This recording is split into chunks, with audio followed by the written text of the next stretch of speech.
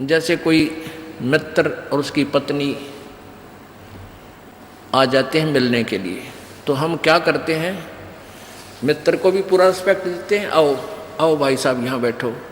उनकी पत्नी आती है, आओ बहन जी बैठो, और प्लेट ले आवे, सब्जी आप ठा के ले आवे, ले खाना खाओ, हैं बिस्कुट खा लो, चाय पी लो, कितना प्यार देते हैं।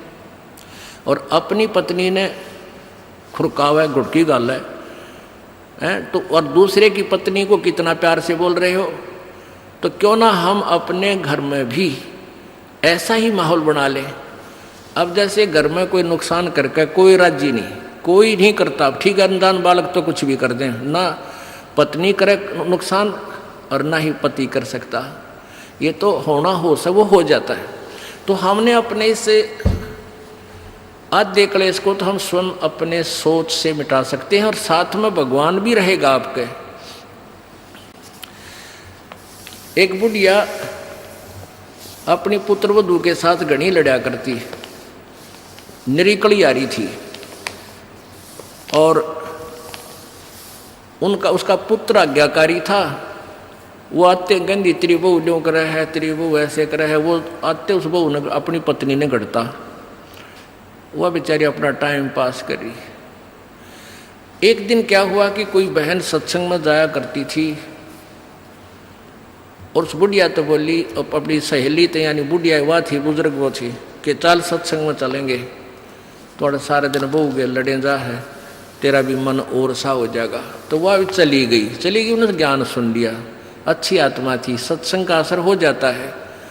उसने अपना नाम ले लिया, 2-4 सत्संग सुने, तो बुढ़िया में बहुत फर्क पड़ गया, परिवर्तन हुआ। एक दिन वो पुत्र वधू उसकी दूध काट के भैंस का 5-6 किलो दूध, और ऐसे ऊपर कड़ियों में एक कड़ा लटे, और ऐसे ऊपर कड़ियों में एक कड़ा, उसमें बाल्टी टांग दिया करते बिल्ली कुत्ते से बचाव के लिए दूध की। तो उसने वो प्रतिदिन टांगती थी, ऐसे ऊंचे हाथ करके नो टांगना होता था।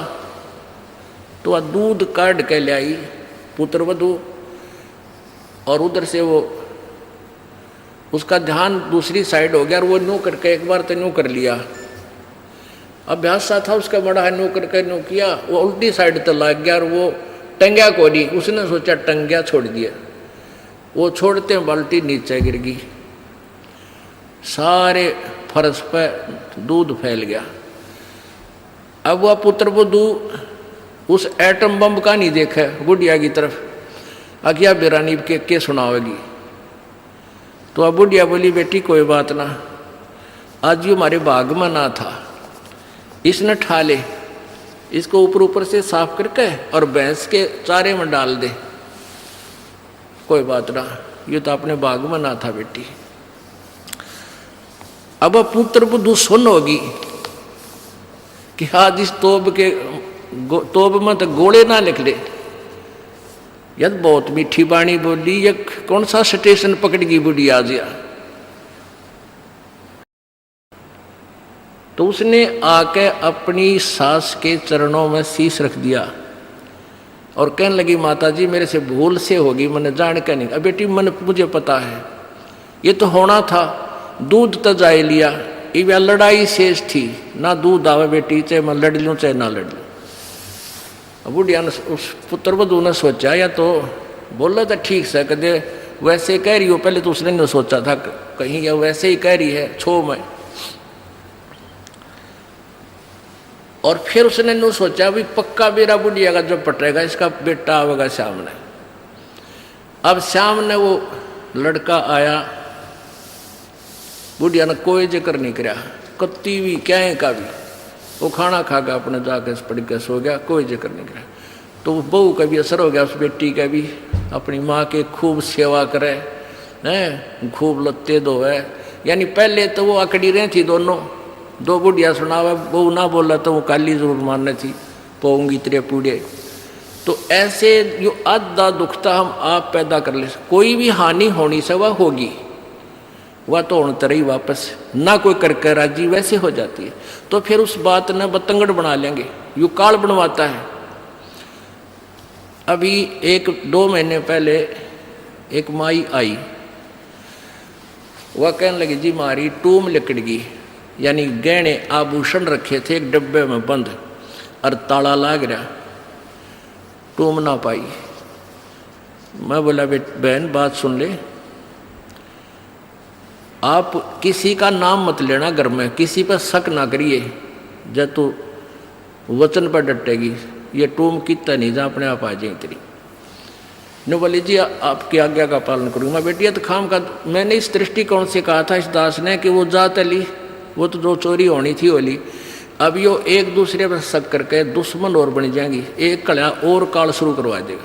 लेकिन उस बेबे ने इस दास के वचन का पालन किया। ने बोली जी कत्ती जक्र नहीं किया, और उस पुत्र बुद्धि से भी कह दिया बेटी कोई बात ना, महाराज जी का आदेश है किसी पर शक नहीं करना है, ना किसी का नाम लेना, हमारी होंगी तो आ जाएंगे। अब 2 महीने पहले 3 महीने पहले की बात थी। अब चौथा दिन 5वां दिन उस दिन आई वह पुत्र वधू और वह पत्नी वह बहन।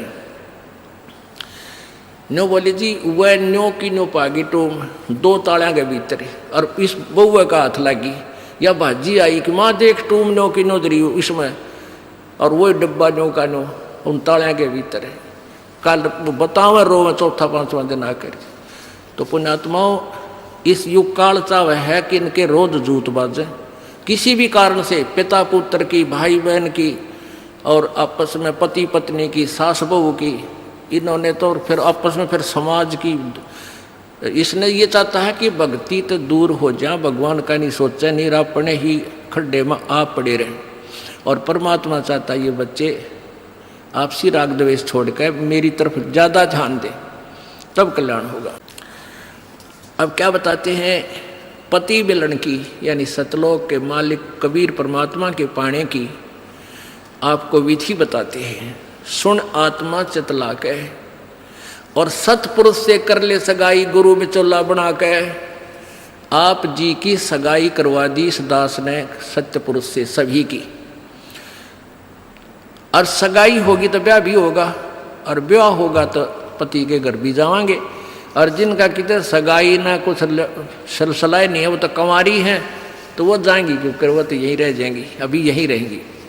हाँ लेकिन आप सुन रहे थे जगत गुरु तत्वदर्शी संत रामपाल जी महाराज जी के मंगल प्रवचन। अधिक जानकारी के लिए विजिट कीजिए हमारी वेबसाइट www.jagatgururampalji.org। संत रामपाल जी महाराज जी के शुभ आशीर्वाद से पूरे विश्व भर में 500 से भी ज्यादा नाम दीक्षा केंद्र हैं, जिन पर संत रामपाल जी महाराज जी द्वारा ऑनलाइन निशुल्क नाम दीक्षा दी जा रही है। अपने नजदीकी नाम दीक्षा केंद्र का पता करने के लिए संपर्क करें 8222880541।